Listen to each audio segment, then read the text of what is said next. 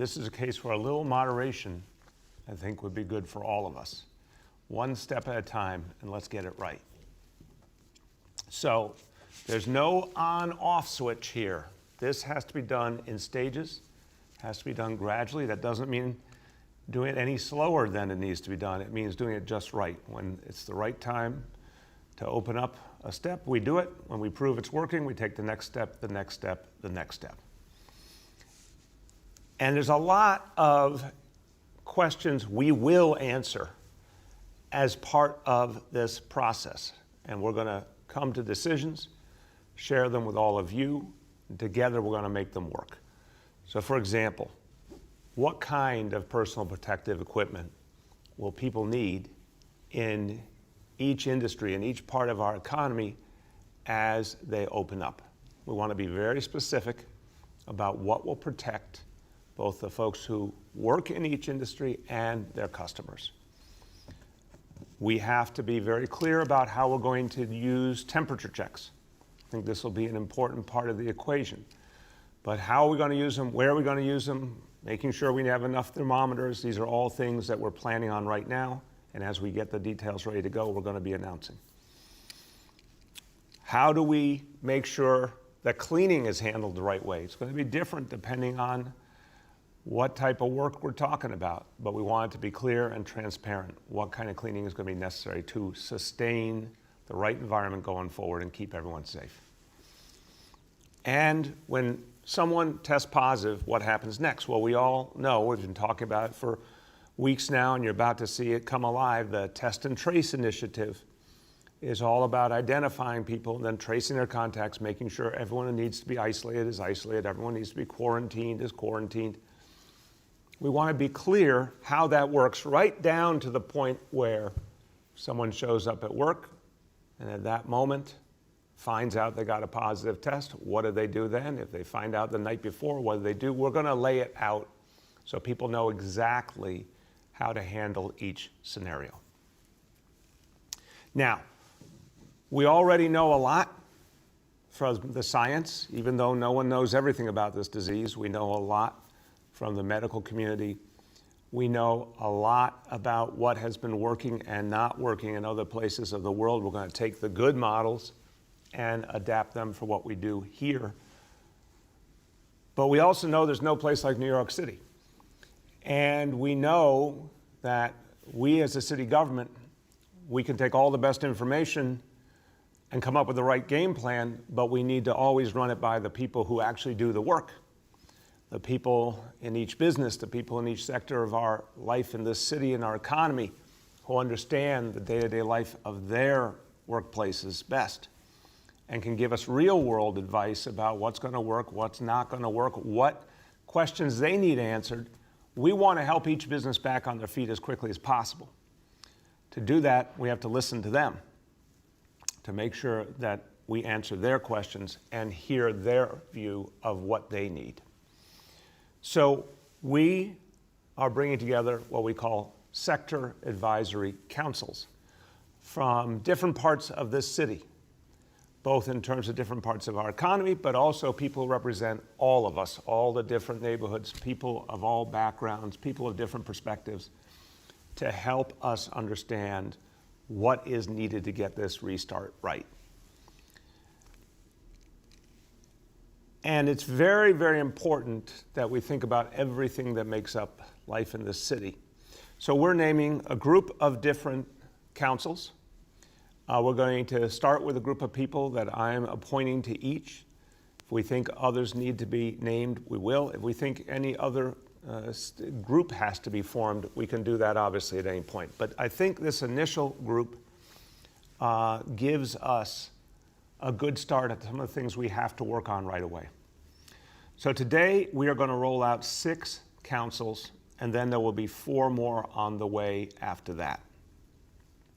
The first of these will meet tomorrow. All the others will be meeting in the next few days. By next week, everyone will have had their initial meeting and will be up and running. And their views, their questions, their input are going to be used immediately in our restart planning and then continue on as we build ahead towards recovery. Each group will have between 20 and 40 members. Each group will be led by 1 or 2 deputy mayors and heads of different city agencies seeking their input. We'll roll out today the names of the first 6 councils and then the additional 4 as quickly as possible. And I'm going to give you some examples of councils we're bringing together that are particularly crucial for the restart. So small business. This advisory council will be led by our deputy mayors, Vicki Bean and Phil Thompson. Now, small business is really taking on the chin here. And even though I am glad there's been a very robust federal aid program, we need to make that program work a lot better. We're pushing hard on the federal government on that front. We need to make sure every single New York City small business that can take advantage of it does. We want to figure out every way we can help. We also have to think about the sheer mechanics of how this restart can work best for small business, what small businesses are going to need. A lot of small businesses are very worried about their comeback.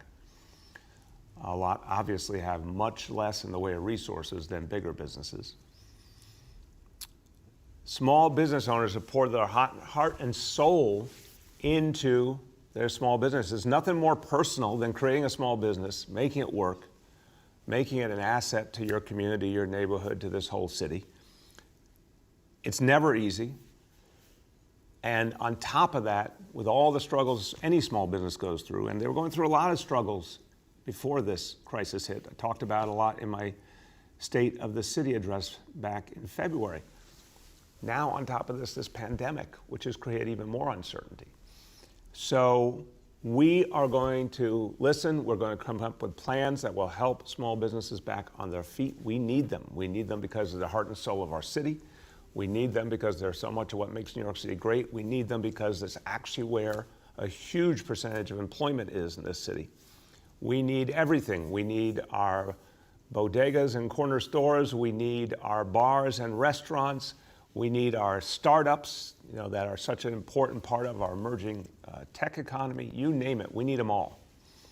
So this group will be eyes and ears, idea generators, innovators to help us figure out the next steps.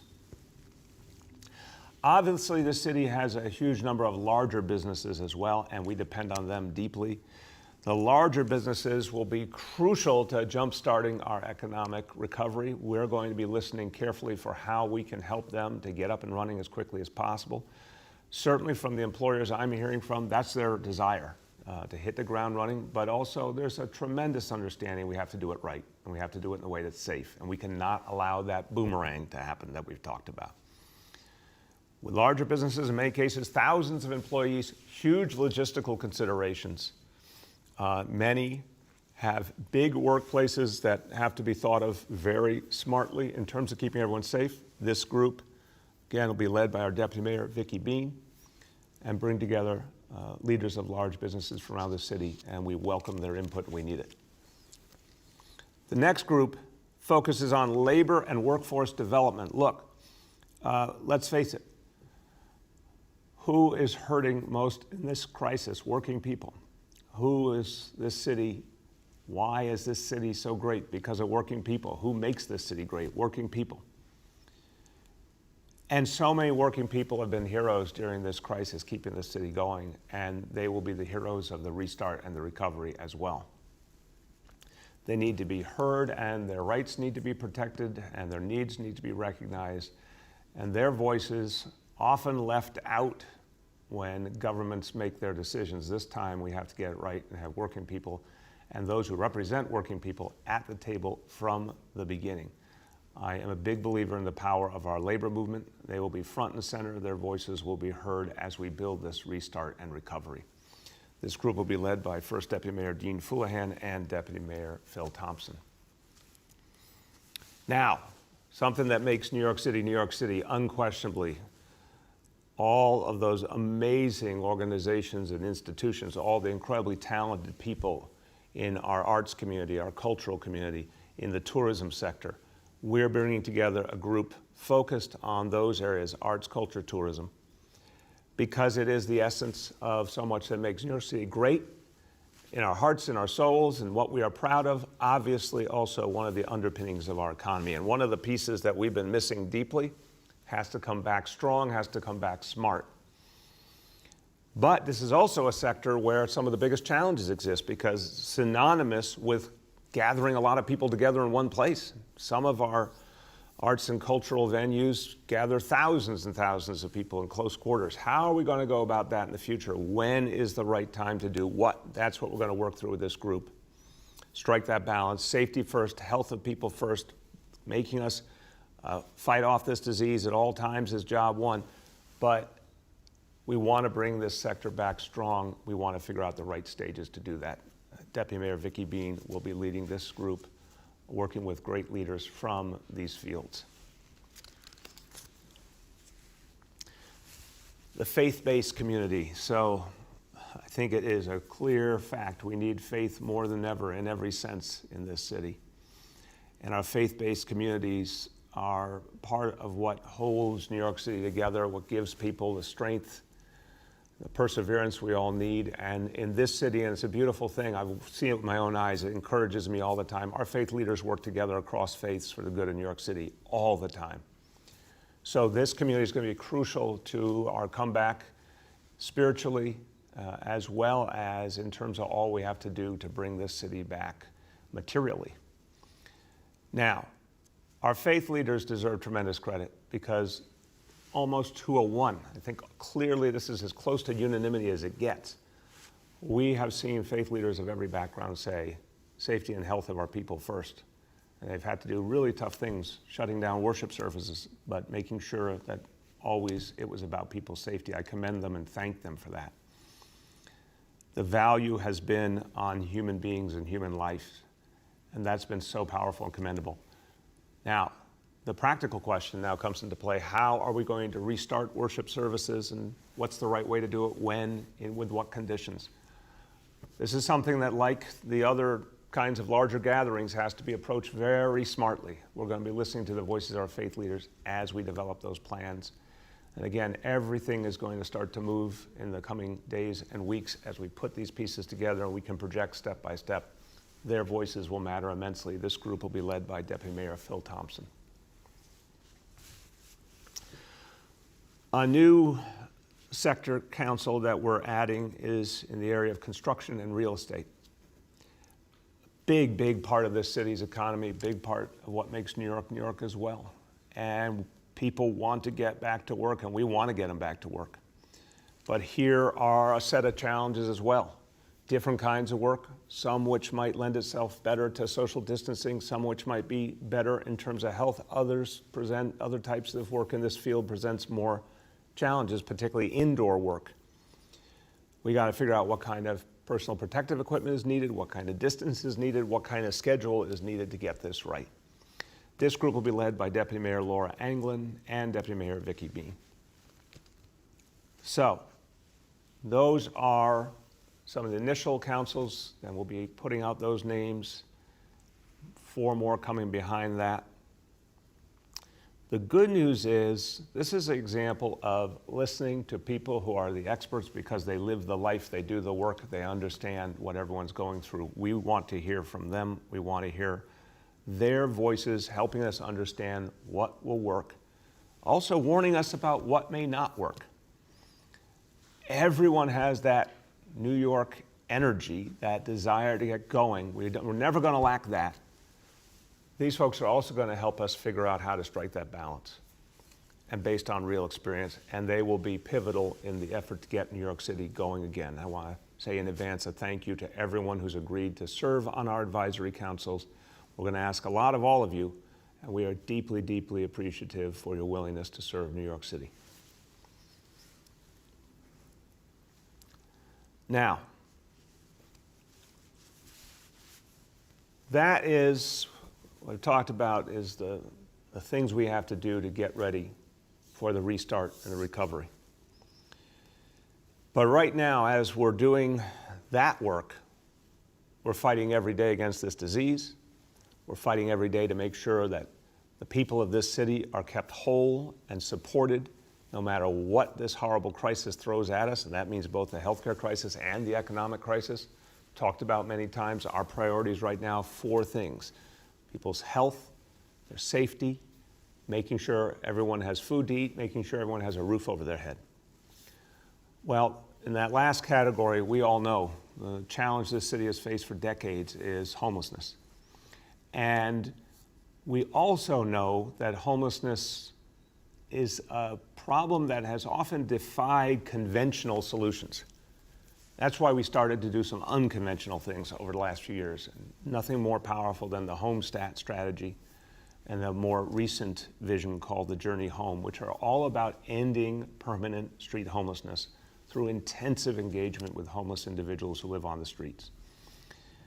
We've seen some things start to work, but what we talked about in recent days was something that clearly had not worked for a long time, which was the reality that many homeless people, particularly in colder months of the year, will go into the subways and then in many cases spend all night going back and forth on a single subway line. What a horrible situation for everyone, starting with that homeless individual. Not safe, not right for the people around them on the subway train either. In recent days, some really new and important thinking has emerged because of this crisis, because of the challenges it created, because we had to think differently about how to keep mass transit running, how to keep it safe and clean, how to support our essential workers. The governor and I and our teams, and of course everyone at the MTA, we worked together on this notion of closing the subways in the overnight hours for deep cleaning, and also as a way to facilitate a different kind of engagement with the homeless, to disrupt that pattern that existed for decades and was getting us nowhere. Well, I'll tell you something. Last night was the first night that we got to see some evidence of what would happen if the subways were closed in those late night hours. The deep cleaning was happening and everyone had to leave the stations, including homeless individuals. We only have an initial snapshot because we're talking about something that just happened hours ago, but the initial snapshot is a powerful and positive one. Last night, 139 homeless individuals out of 252 who were engaged by our outreach workers and by the NYPD officers specially trained in homeless outreach. 139 individuals agreed to accept support, accept services, and come in off the streets, come in out of the subways. This number is extraordinary.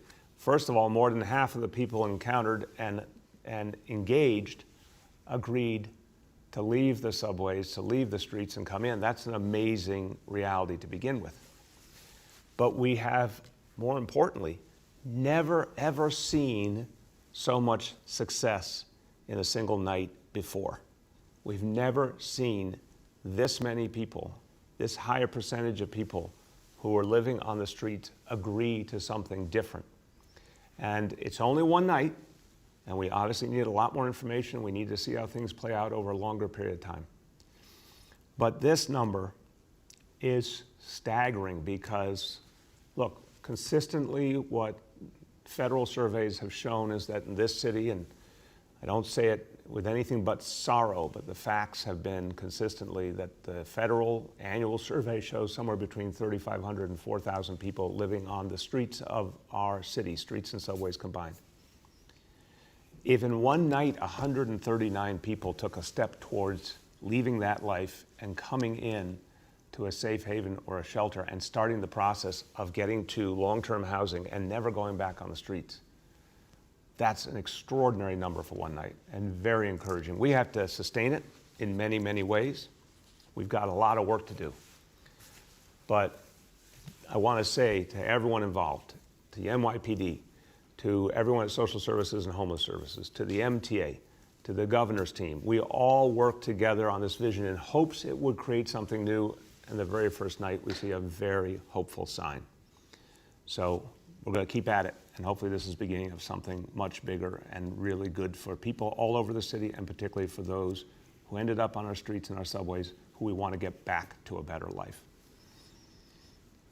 Now, related point, I've said I want to always give credit where credit is due when our colleagues in the media point out a problem that we need to fix. I always appreciate getting that kind of heads up so we can do something about it. Juliet Papa from 1010 Wins has been particularly active pointing out problems, and luckily we're able to fix these problems. So yesterday she talked about 3 encampments of homeless people. I want to make sure all New Yorkers understand whenever you say the word encampment, it means that there are homeless people who attempt to set up sort of a long-term living arrangement. This is something that used to be common all over the city. Absolutely unacceptable, absolutely not right for the homeless people, for their health and safety, not right for the communities they lived in and everyone around, just not right for New York City, and yet for decades it was a norm that these encampments existed and were not disrupted.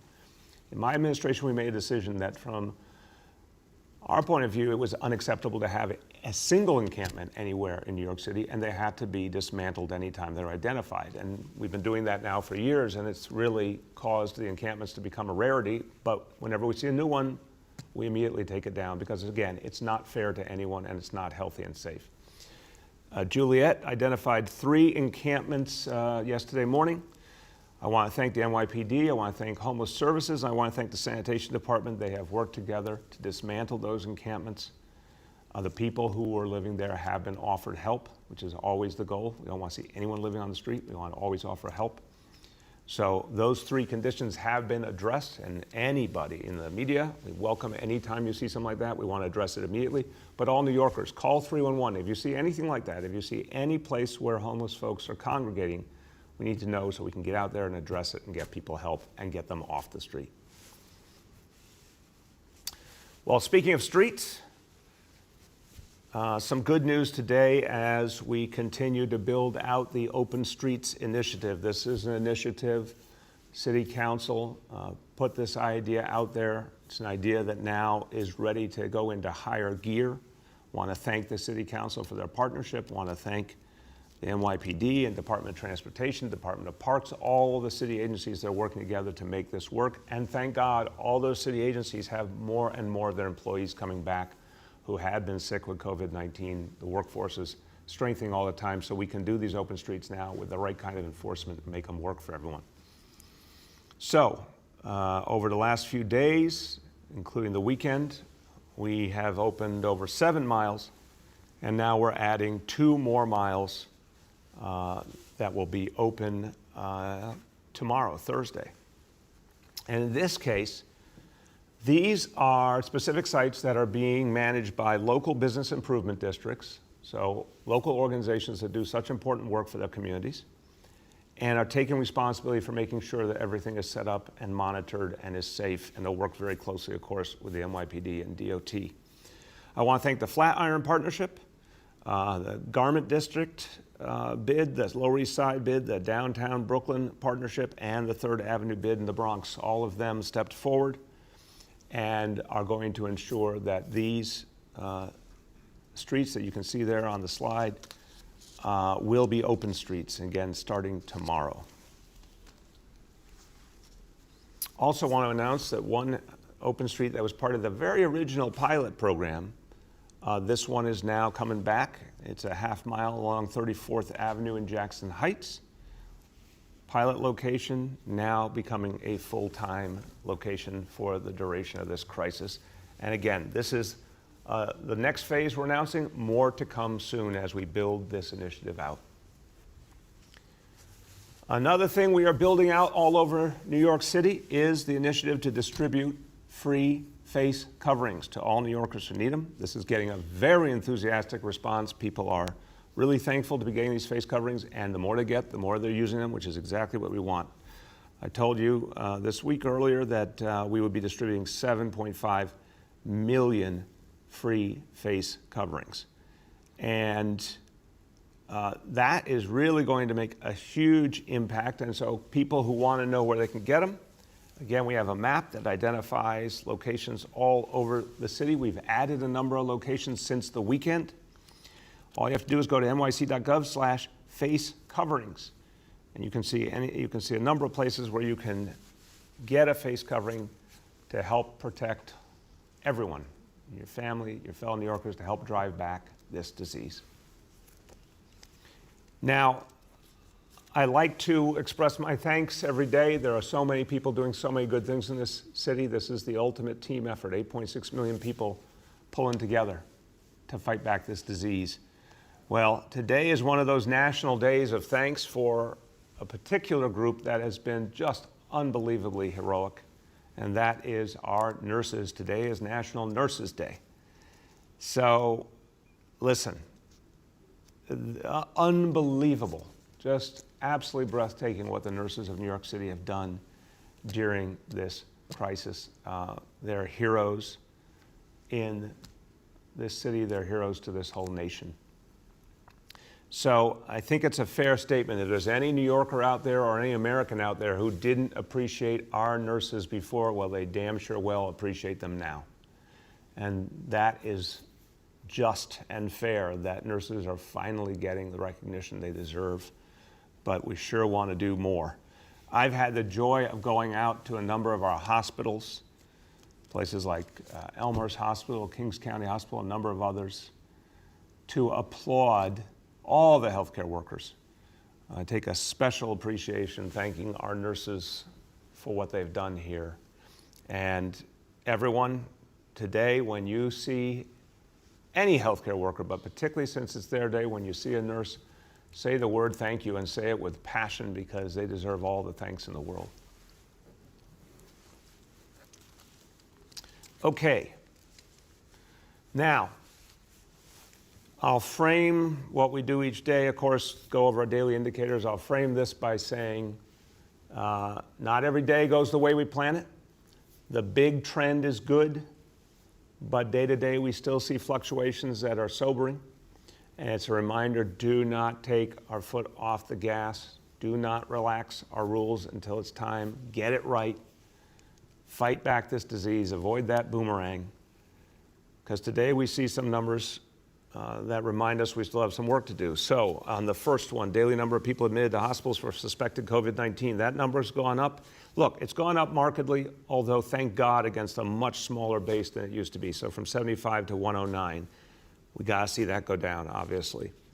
Daily number of people in ICUs across our public hospitals for suspected COVID-19.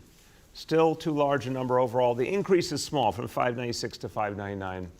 We got to get that number down. That's another key piece of the puzzle. Very good number to go down is the third one. Percentage of people testing positive for COVID-19 citywide, that is down from 22% to 15%. Obviously a particularly universal measure. That is a good example. That's good news today. So more fight ahead. We want to get all these numbers going down together. I am convinced we will, but we got some more work to do. So this brings me back to that word I started with, moderation. Think of the virus again. Give it human characteristics for a moment. This is a virus that seeks out our weaknesses. Talked to you a few days ago about some places, some big cities in Asia that started to open up a little too fast and unfortunately had to clamp back down, in fact, to add new restrictions. In some cases, it was only one part of the city where there was a problem, but it became a problem for everyone. This disease looks for our weaknesses and tries to exploit them. We can't let that happen. So again, I see all over the city incredible discipline, incredible adherence to the rules. I want even more. I don't want to let this disease back in the door. So let's keep fighting, because I know we all want that restart. If you want that restart, let's get it right now. And we'll do it with moderation, because that's how we make sure that every step we take holds, then we take the next step. That's the game plan, and we'll have a lot more to say on this in the coming days. Okay, a few words in Spanish. Moderación no es una palabra natural para los neoyorquinos, pero así es como vamos a abrir a la ciudad de nuevo cuando sea el momento correcto.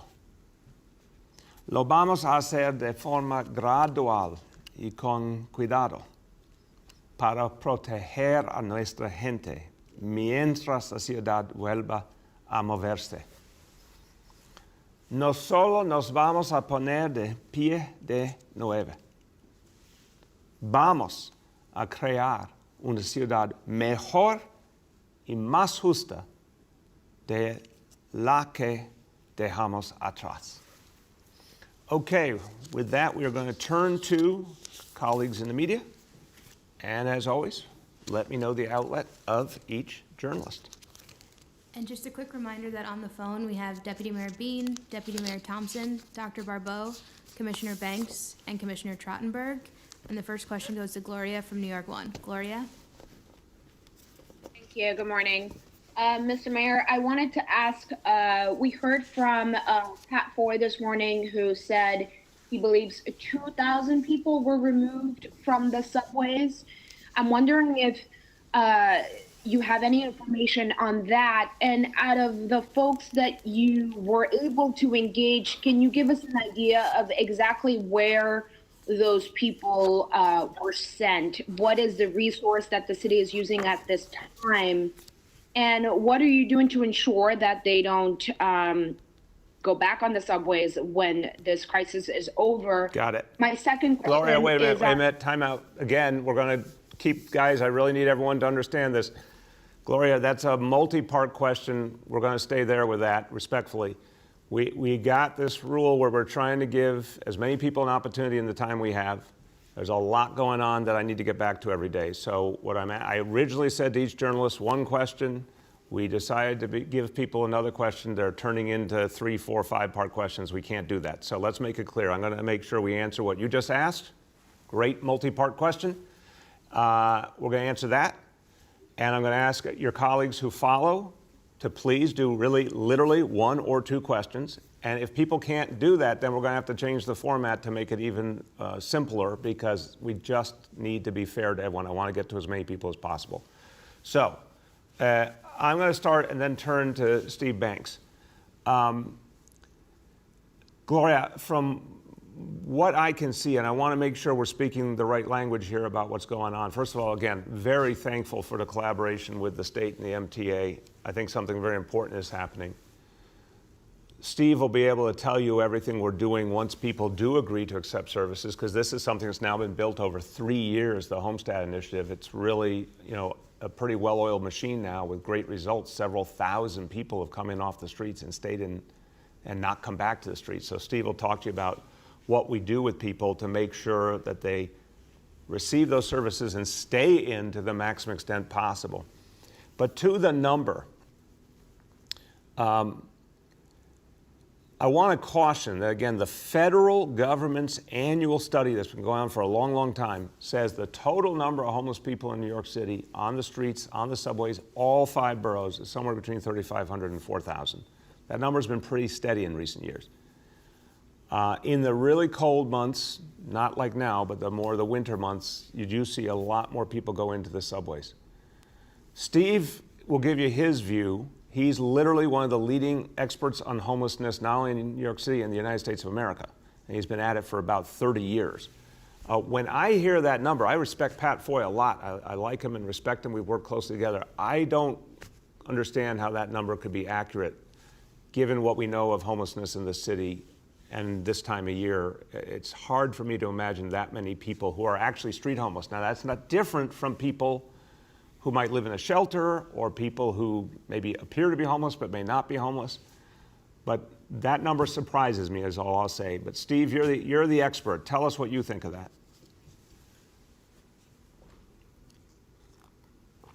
I know he's out there. Steve, can you hear me? All right. Can you hear me now? There you go. Can you hear me now? Yep. Okay. I mean, I can tell you what we saw last night out in the field on the platforms. We were down at World Trade Center and other locations working with the staff. We encountered just north of 250 people, and about 60% of them accepted services and came inside. In Gloria, we have shelters and safe havens, and we're providing the same services to the people last night that have enabled us to bring about 2,500 people off the street, who remained off the street, and that's really the key metric. Look, some people may return, but we'll be back every night offering that helping hand to bring them off the streets with the same success that we've had over a period of time of bringing lots of people off who've remained off the streets, more than 2,500.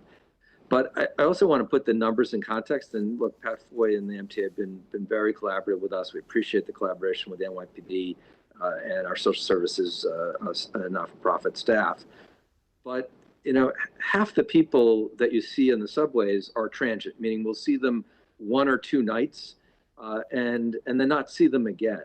And last night was really a focus on the people that are long-term on the subways. And so that's why I think the success of last night, it's just preliminary, it's only one night, about bringing in 139 people is really what we're focused on, the human beings that are in the subways and have been there for a long period of time, as opposed to the people that may be there one or two nights and we never see them again.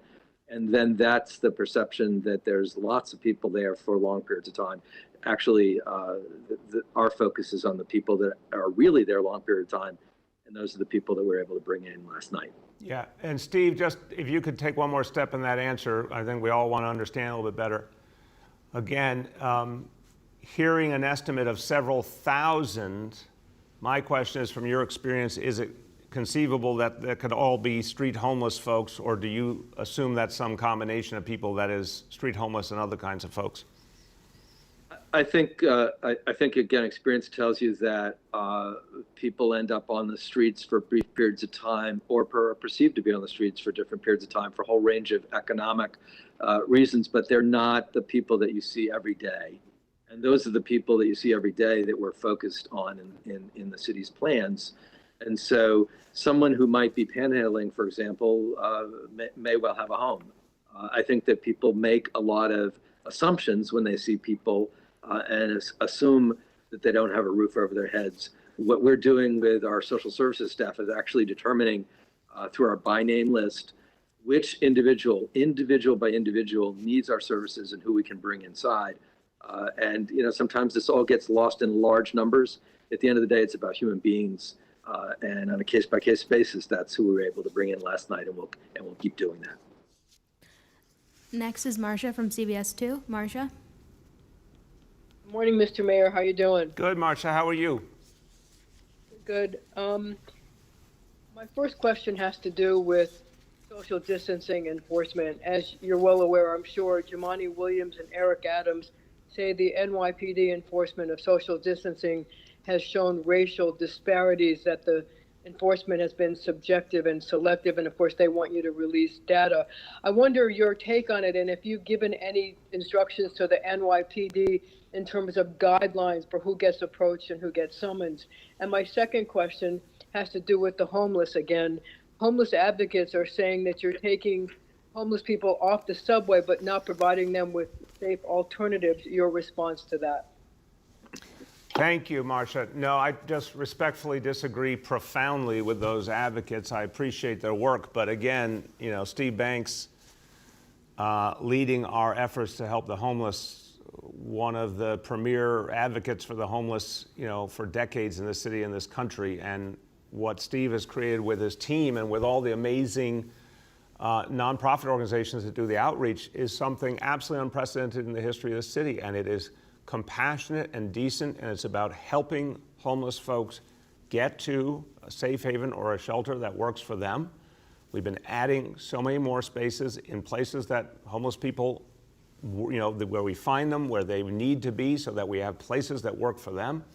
We provide medical care, food, substance abuse support, in terms of programs to get them off substances, mental health services. It's extraordinarily compassionate, and we know it's effective because over 2,000 people have come in and not gone back to the streets. And I would think the advocates would want to applaud and support something that is ending street homelessness, something that's never been done in this city before. And we put a huge amount of resources into it, and it's clearly working. And this new opportunity, because of the collaboration with the MTA, I think is going to open the door wider for getting even more people off the streets. On the question of the NYPD, I've been in touch with both Borough President Eric Adams and Public Advocate Jumaane Williams. We've had very constructive conversations. I understand the concern 100%. I want to see fair and equal policing everywhere. That's what we've been devoted to now for over 6 years.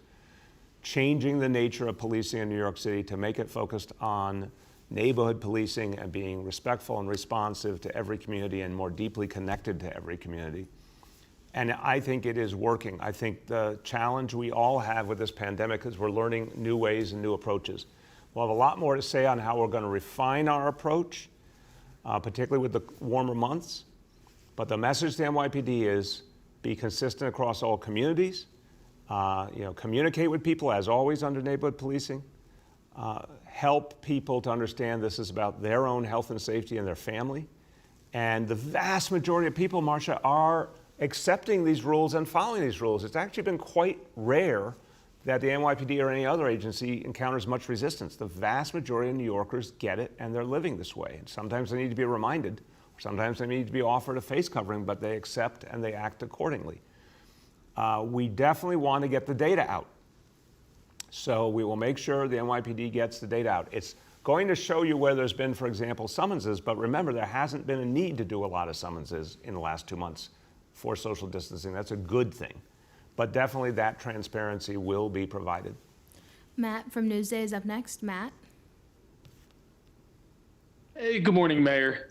2 questions. First, this morning on TV, you said that localities, including New York, are, quote, either acting on furloughs and layoffs or preparing for furloughs and layoffs. How many people are you preparing to furlough or cut? And secondly, absent a crime, the 2 people who live together have a right to be in public without practicing social distancing, yes or no? So, Matt, on the social distancing issue, the way I've understood it from the beginning, and Dr. Barbeau can comment on this too, that if people are already entirely exposed to each other all day long in their household, social distancing is a different concept than it is for folks who are not exposed to each other. If you're already in constant contact with someone, it does not require the same approach as if 2 people who do not live under the same household, same roof, I should say, come in contact. So our focus in enforcement is to make sure, first and foremost, there's not large gatherings, not any kind of gathering. Second, that social distancing is recognized. Third, that people have face coverings on, in that order. On the question of furloughs and layoffs, what I said this morning is I've been talking to mayors all over the country, Republican and Democrat both. Some of them have already announced layoffs, some of them have already announced furloughs, some are planning to. Every one of us has to start looking at that possibility if we don't have any money. We have a budget coming up in June. I'm not here to project anything while we're in the middle of fighting for the stimulus funding, because that's what would get us out of this mess, and that's what New York City deserves. That's what every city and state that's suffering deserves, is stimulus funding that makes us whole, that replaces all the lost revenue, that allows us to retain our full workforce, ensure that public services are being provided, basic services, so we can get on with a restart and recovery. That's what I'm doing right now. I've been talking nonstop to the members of our congressional delegation, spoke to Speaker Pelosi on Sunday. We need to get that stimulus done so that people don't have to experience furloughs and layoffs. If it doesn't happen and we're missing $7.4 billion in revenue, then all options are on the table, but it's not time to talk about specifics yet. Aaron from Politico is up next. Aaron? Hi, Mr. Mayor. On the question of the subway, the homeless people on the subway, so if I understand correctly, these folks, if they accept your offer of being sent to shelters, is there any consideration of offering them the hotel rooms, if that might be safer than the congregate shelters? Well, again, I'm going to turn to Commissioner Banks, but I want to note that over these last years, this is another thing that didn't get a lot of attention, and it really should have, so I want to bring it to light now. For decades, there was a bad division of labor, I think, in this city, where shelters that needed the positive influence of the NYPD didn't have it. And some years ago, we made the decision, and I really want to thank the NYPD for seeing how important this was, to have the NYPD go into shelters, supervise the security, train the staff, and have a regular presence in our shelter system. That's been tremendously helpful in terms of making shelters safer. On top of that, we really invested intensely in the safe havens, which are much smaller facilities. So I think we have to keep in mind that the realities of our shelter system are different than what they were a few years ago, different also because we have so many more safe havens. And then you have to think about the individual and what they need. Steve can speak about it more eloquently than me, but depending on each individual, they need certain services and supports. Some people could fit a hotel room fine, others may not, and may need a different kind of supervision and support. So we're tailoring it to each. We have hotel rooms available whenever we need them now, but the decision, I think, becomes very case by case. Steve, why don't you jump in? If I could just add to that, I think it's important to understand the range of tools we now have to try to meet people where they are and help people come in from the streets. In terms of our overall shelter system, right now, about 7,000 of the single adults out of the 17,000 single adults are actually in commercial hotel rooms as part of some initiatives that preceded COVID-19 and some that were put in place since COVID-19. And we're continuing to move people out of our single adult congregate shelters into commercial hotel rooms. That will continue. So coming into our regular shelters, there are pathways to get into the commercial hotel rooms that we're bringing online literally every day. In terms of the tools that we have to bring people in from the streets, in addition to our traditional shelters, with now the availability of commercial hotel rooms through that system, we also have the safe haven beds and the stabilization beds, some of which are in hotels now, that have enabled us to bring the people in off the streets over the past several years, and people are accepting those beds every night that we're bringing people in from the streets. And I think we announced a week ago that even in the middle of the pandemic, we're opening up another 200 beds in the safe havens as a pathway off the streets for human beings. So there are a range of options that our shelter system now has, some of which we didn't have before, and that we're using all those tools to try to bring people in from the streets. Deborah Lee from Manhattan Times Bronx Free Press is up next. Deborah Lee. Hey, good morning, everyone. Can you hear me? Yeah, Deborah Lee, how you doing? I'm well, thank you.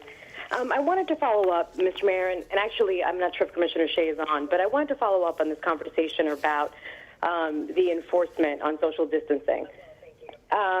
Specifically about the fact that you've got both PBA President Pat Lynch and others saying that there's just not enough clarity around the guidance, that there isn't really a sense of what it is that police officers are supposed to be doing when they approach people who they feel are in violation of social distancing guidelines.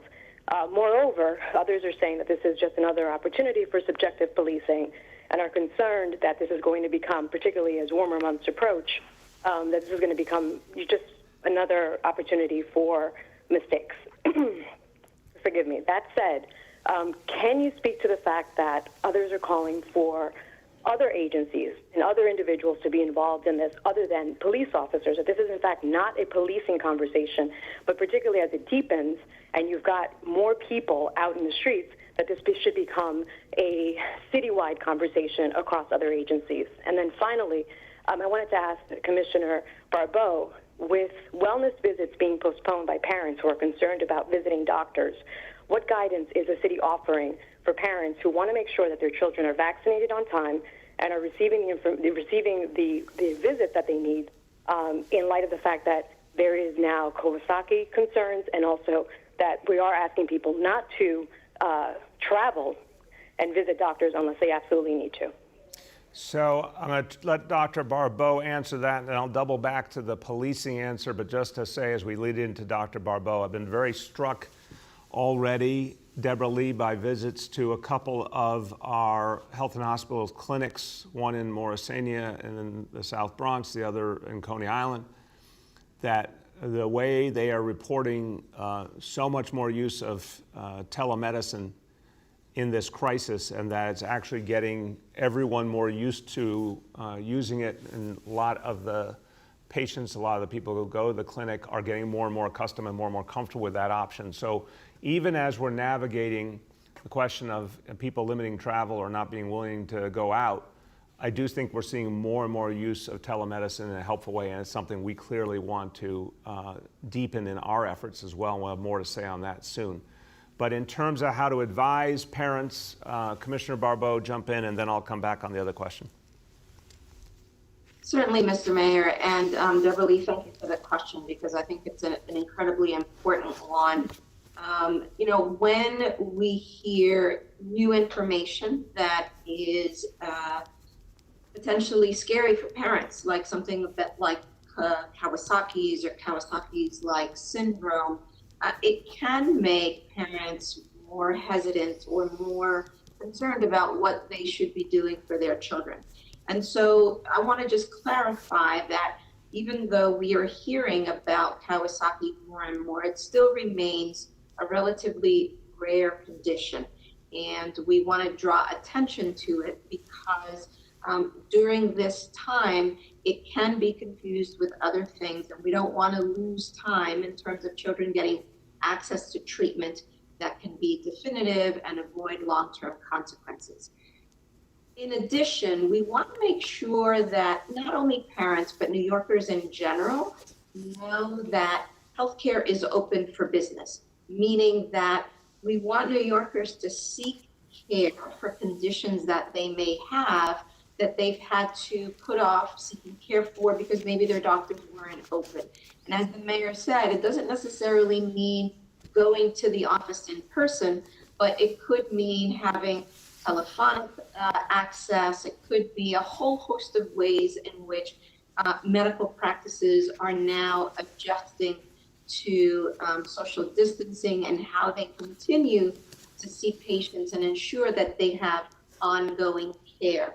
And so that also extends to children going to their pediatricians to get their necessary vaccinations. We want parents to continue taking children to their pediatricians, ensuring that they have, the proper face coverings when they go. We are working with clinical practices to make sure that they are also open and available to provide patients with necessary vaccinations. I know that H&H is very much actively reaching out to patients to make sure that parents know that they should be bringing their children in to get their vaccinations as scheduled. Because we don't want this situation to then lead to children getting infections or conditions that are vaccine preventable. So I think it's a really important question and an opportunity for us to get out the message that medicine is open for business and that practices are seeing patients for things other than COVID, and that there are ways to conduct these visits that don't always need an in-person visit.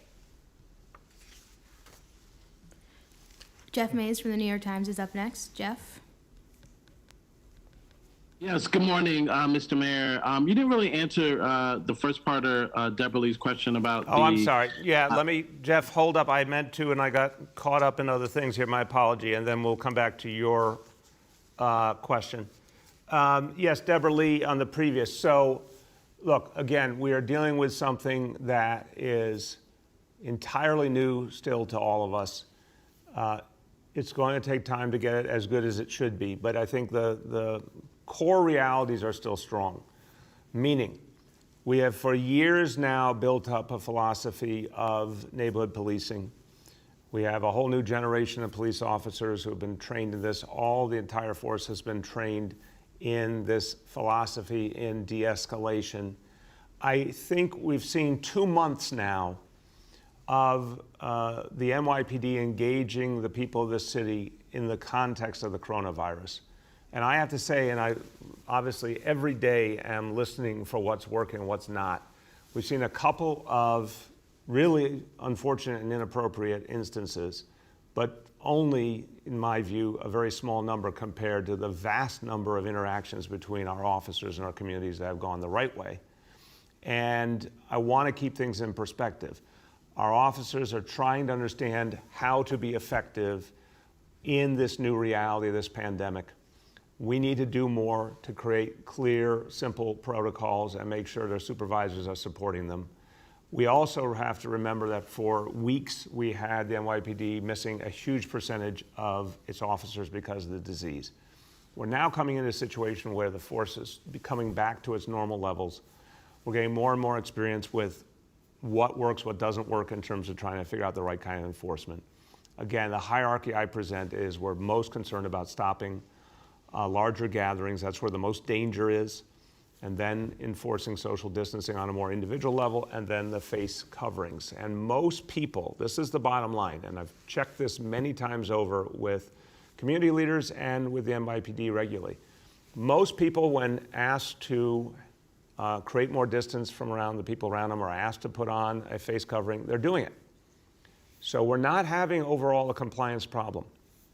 We do need to give clear guidance. And to the other part of your point, Deborah Lee, we definitely want to bring community leaders and community organizations much more deeply into this.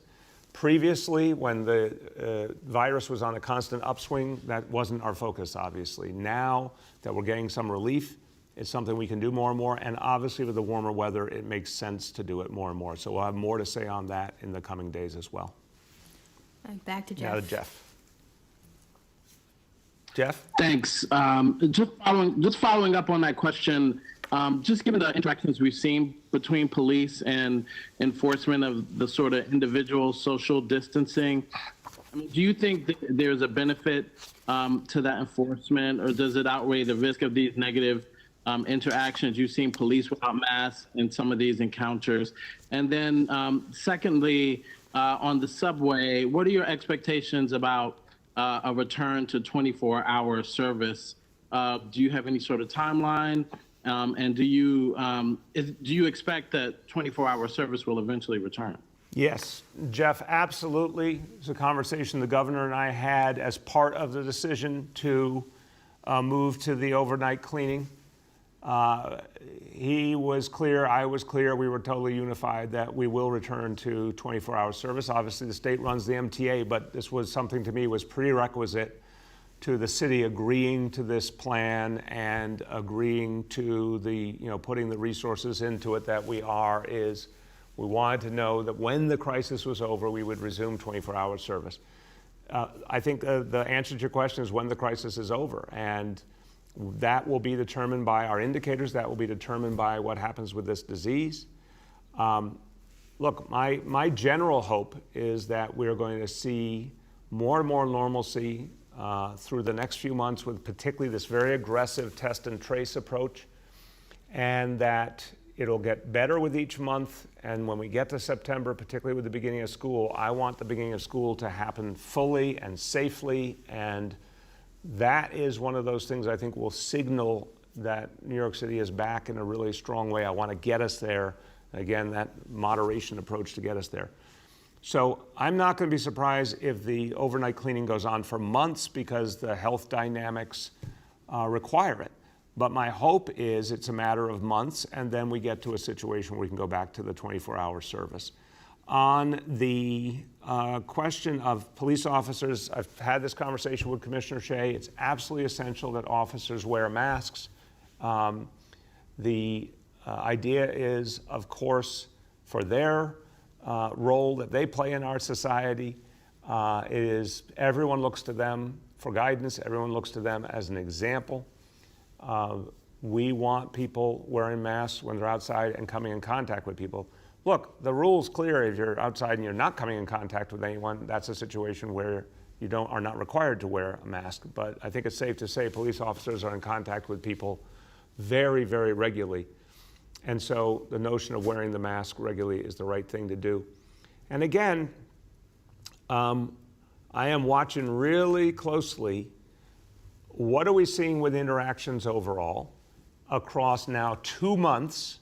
The rules have evolved over 2 months, but the reality of dealing with the coronavirus and the police's role in the coronavirus crisis over 2 months, we've seen very few incidents.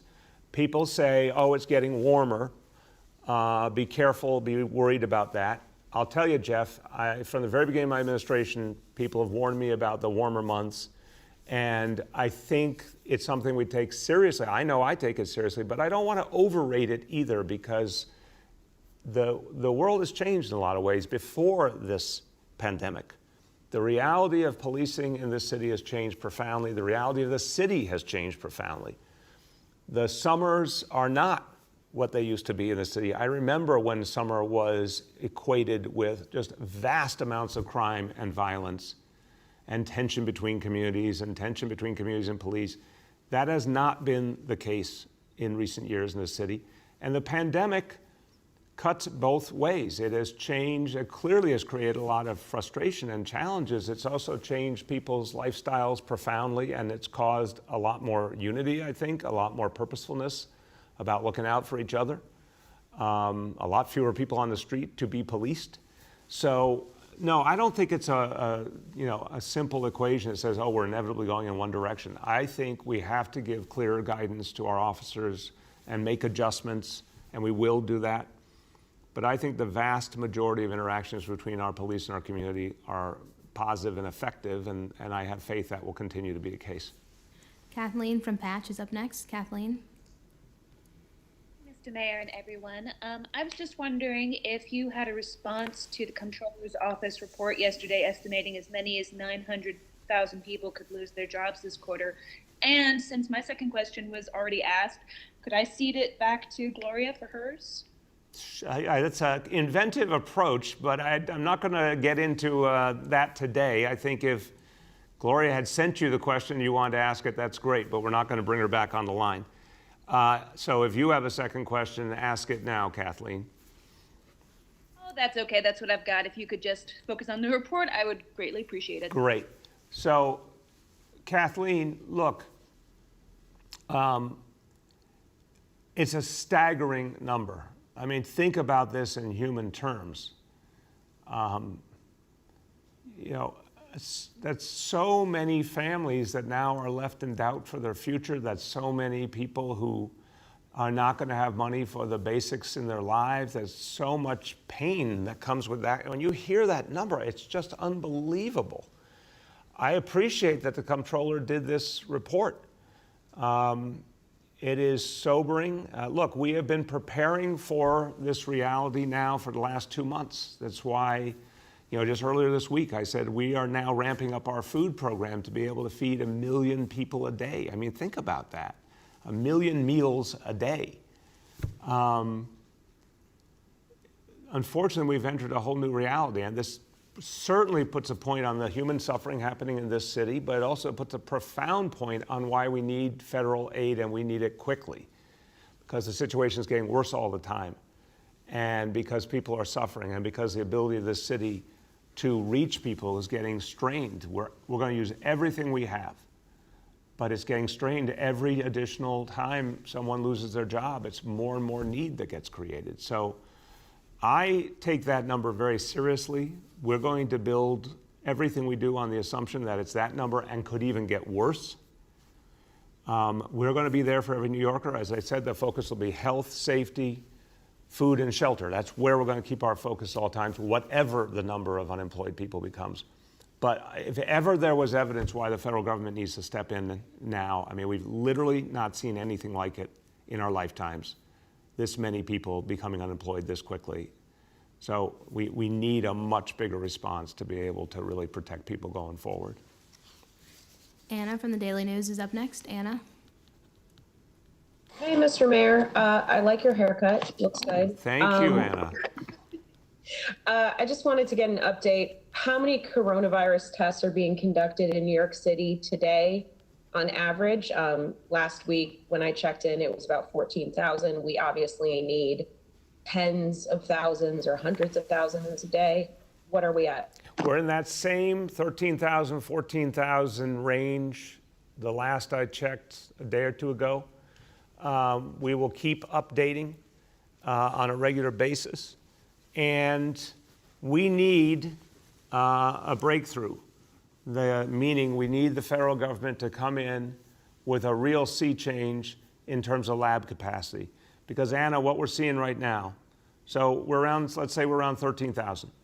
The fact is we would like to be initially, tens of thousands a day. I want to get to 30,000, 40,000, 50,000 a day as quickly as possible. We'd love to get higher than that. Now, the antibody testing is coming into play now more and more, and that's certainly helpful. So the numbers that you and I are talking about, the PCR test, the diagnostic test, which still I think are the single most valuable tool we have in a test and trace program. But even with the imperfections of antibody testing, we're going to use that information. It's going to contribute to what we do in terms of testing, tracing, isolating, quarantining, making decisions about how individuals can engage their workplace or not. It's another piece of evidence we're going to use. We obviously started without even having any testing, and we had to base things on people's symptoms. That's not the whole story, but that's another piece of evidence we can work with.